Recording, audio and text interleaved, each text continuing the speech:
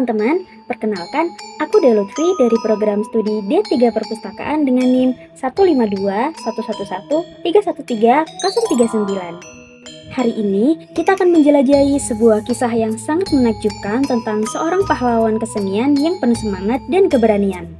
Dalam tugas akhir video storytelling yang berjudul Cak Durasim, kisah sang legenda di balik gedung kesenian, kita akan membahas mengenai Cak Durasim dan juga gedung kesenian yang diberi nama atas namanya.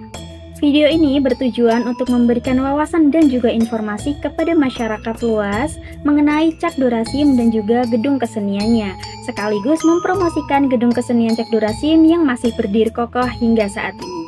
Oke, tanpa berlama-lama, mari kita simak videonya.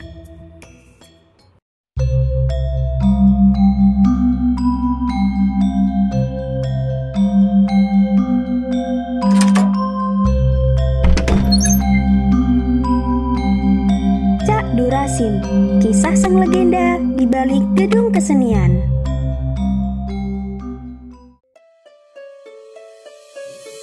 Cak Durasim, atau yang dikenal dengan nama lengkap Durasim Gandarejo, adalah seorang seniman ludruk legendaris yang lahir di Jombang pada tanggal 11 Januari 1888. Sejak muda, ia dikenal sebagai seniman keliling yang menghibur masyarakat desa di Jawa Timur dengan kesenian ludruk. Ludruk adalah seni pertunjukan drama khas Jawa Timur yang selalu menyajikan cerita dari kehidupan sehari-hari dengan lawakan dan iringan gamelan. Seiring waktu, popularitasnya semakin meningkat dan pada masa kolonial, Cak Durasim memutuskan untuk pindah ke Surabaya. Kota besar ini memberikan lebih banyak peluang bagi seni ludruk yang ia cintai. Di Surabaya, Cak Durasim cepat dikenal sebagai seniman ludruk yang cerdas karena kemampuannya menyerap isu-isu di kampung dan menyampaikannya dalam bentuk sindiran dan lelucon di panggung. Pada tahun 1928, pelugasannya dalam berbicara membuatnya semakin populer di kalangan masyarakat. Popularitasnya menarik perhatian banyak pihak, termasuk kelompok intelektual yang tergabung dalam Indonesia Study Club.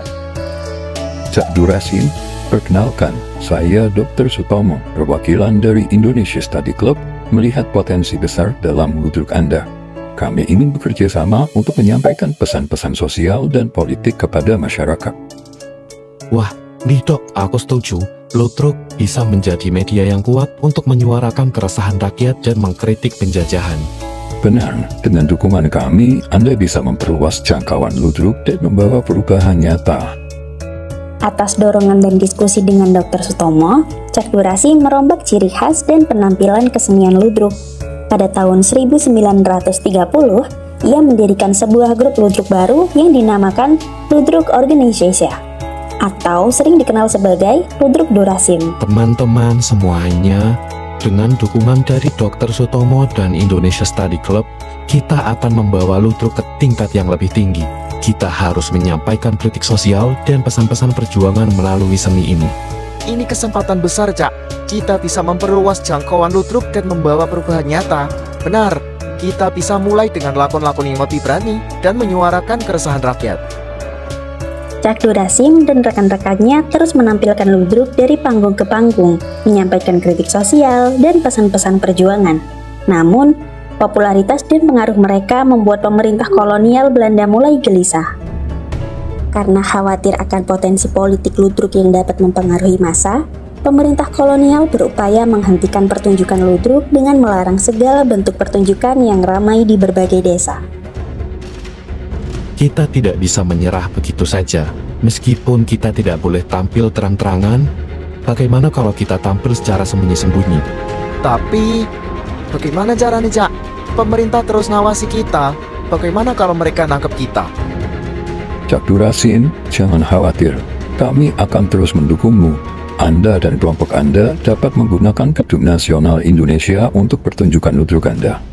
Wah, matur nuwun dok. Kalau begitu, kita akan terus berjuang melalui ludruk. Pertunjukan Cak Durasim malam ini di GNI. Ayo datang, ayo. Selama penampilan ludruk di Gedung Nasional Indonesia, Cak Durasim dan rekan-rekannya terus menyampaikan kritik sosial melalui kidungan. Aku pon omai doro, melok nipon tambah soro. yang berarti pagupon rumah burung dara, iku Jepang tambah sengsara. Namun, suatu ketika, penampilan ludruk yang ditampilkan oleh Cak Durasim diketahui oleh tentara Jepang. Tentara Jepang pun membawa rombongan ludruk Cak Durasim. Mereka semua dipenjara di penjara Kalisosok, penjara terkejam yang ada di Surabaya saat itu. Di penjara mereka disiksa dengan kejam, mereka dipukuli, diinterogasi tanpa henti, dan diberi sedikit makanan dan air. Namun pada akhirnya, Cak Durasim menghembuskan napas terakhirnya, meninggalkan dunia pada tanggal 7 Agustus 1944 pada usia 56 tahun karena kesehatan yang menurun akibat penyiksaan yang ia alami selama di penjara. Cak Durasim pun dimakamkan di makam Islam Tembok Gede di kawasan Bubutan, Surabaya. Di atas makam Cak Durasim dibangun patung setengah badan sebagai monumen tokoh kesenian ludruk pada tahun 1956.